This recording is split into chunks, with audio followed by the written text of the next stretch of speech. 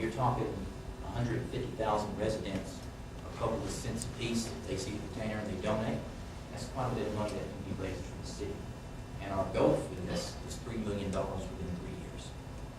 And that's awesome. And I really do believe, honestly believe, that we can get there. So the next couple of days after our meeting here is going to be spent putting these containers out and talking with folks and getting their opinion and their suggestion on what they want to see done differently in the city. Because every person has a voice. Everyone here has a voice in what they want to see done in Dayton. Turk, how long have you lived here in this area? Actually in the city for 15 years. Okay, 15 years. Mr. Weir, how long have you lived here in the city?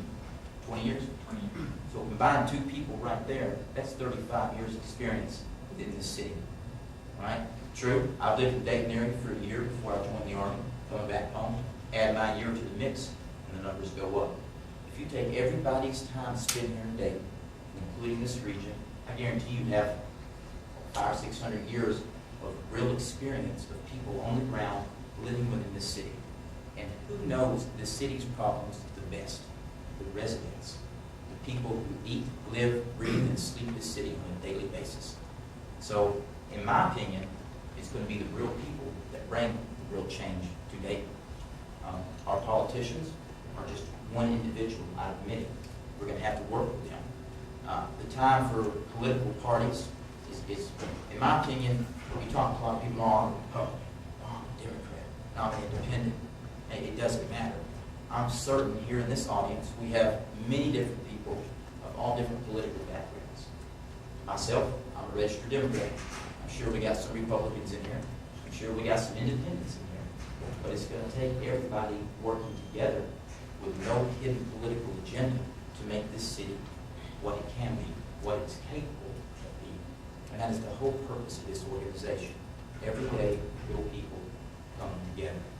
I'd like to point out a few people that have volunteered to step us up and to help out within their communities. Turk, I'd like to introduce Turk to you for one. He volunteered as a role of our community captain. Across the city, right now, we have 9 community captains, and we have 17 junior organizers. Not everybody was available to get to us today due to inclement weather. That's okay. You adapt and you overcome. Our community captains play a very vital role, and they have done an outstanding job. They've been able to help me spread the word of what we're trying to do, and been able to get a whole host of people involved and on board for work that's going to begin early next year. Our junior organizers have been critical as well. They've been out sowing the seeds of this, real people working for real change. And it's been awesome to see the work that you all have done, and I want to say thank you, because that's what it's going to take. I spoke yesterday with OurDayton 4 pastor of St. Vincent's Vineyard, and this Christmas season they've just had a rough time as far as food donations brought in and everything like that. We had a rather successful food drive yesterday. We're going to take some of that, or we take that food over there and distribute it to them, because it's all about neighbors coming together. And what I'm going to try to do come next year, we're not just going to have a food drive once a time, Christmas or Thanksgiving. Every 3 months, our goal is going to be to have a food drive across the city. Every 3 months, like clockwork.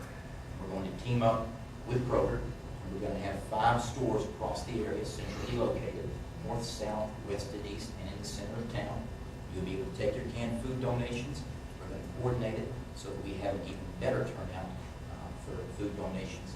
Like I said, it's going to be done every so many months, so people will take notice. Maybe other agencies will expand on that idea as well, and we'll even have more food brought in. You know, there's a myriad of issues that exist in Dayton. One of them right now, I'm not going to lie, Dayton's a very polarized city. It's a very unique city. There is a lot of hidden racial bias that exists in our city. Okay? If anybody says it's not, they haven't been out and they haven't spoken to people. But we're going to break those barriers. We're going to get past that, because to be involved with what we're trying to do, there's no room for being prejudiced. There's no room for any racial divide. That shouldn't exist. We live in the 21st century. Okay, we have come a long ways within the last 60 years. Our town, Dayton, should not be reminiscent of something that should exist in the Deep South. Okay, we have come way past that, folks, and that's what we're trying to accomplish, and that's what we will accomplish. And I'd like to point out Trey in the back there. Trey is with Trendsetters Online.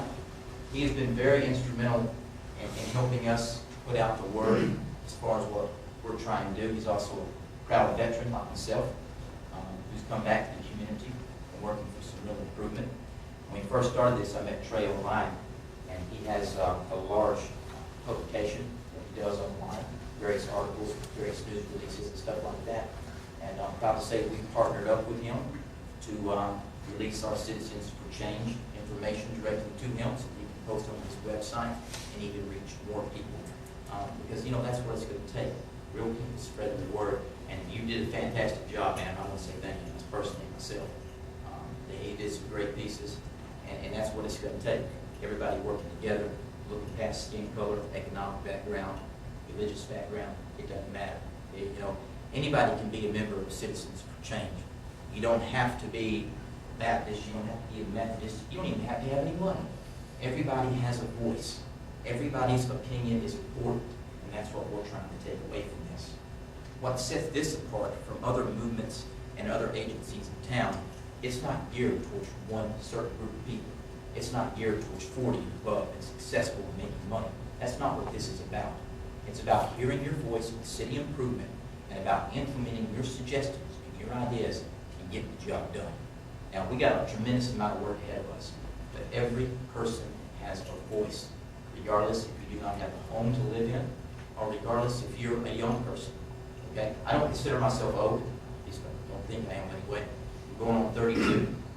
Okay, I'll call myself young. So anyway, I'm a young person. I have a voice. So does everybody in here.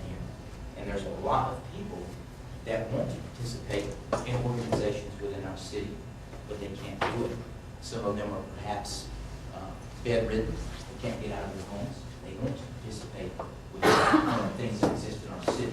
And we're going to go to those people. We're going to go to them, get their improvements, and what they want to see done. Because it all starts inside of your communities. Everything is linked together. If you get inside of your communities, you aggressively seek out a person's voice, then they realize, wow, there is a group, there is people that actually care. And that's what it's going to take. It's going to take people that's getting inside those communities and talking with every resident. From early next year, around the March time frame, we're going to begin operations in Westwood. I spoke with Reverend Walker quite a while to you today, and they have a unique center in place over there. It's called the Wesley Center. They do a lot of great things over there for their individuals inside of those communities. They have job training for them.